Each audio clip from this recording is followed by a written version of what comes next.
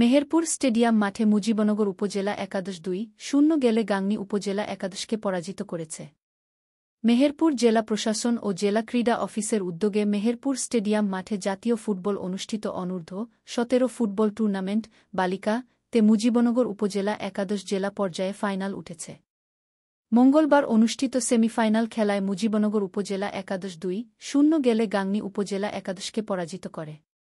খেলায় প্রথমার্ধের ৭ মিনিটের মাথায় পেনাল্টির সাহায্যে মোহনা গোল করে দলকে এগিয়ে নেন। দ্বিতীয়ার্ধে দলের পক্ষে সুমাইজা আরও একটি গোল করেন। এর আগে জেলা প্রশাসক সিফাত মেহনাজ উভয় দলের খেলোয়াড়দের সঙ্গে পরিচিত হন।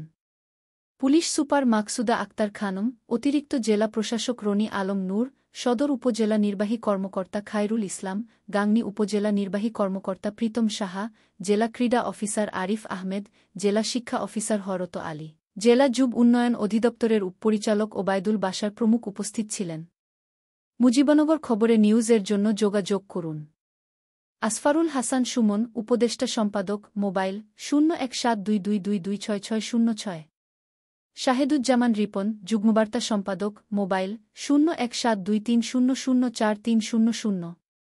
শহীদুল ইসলাম সাইদুল, বিশেষ প্রতিনিধি, মোবাইল 016701999955। মহসিন আলী আঙ্গুর, সম্পাদক ও প্রকাশক, মুজিবনগর।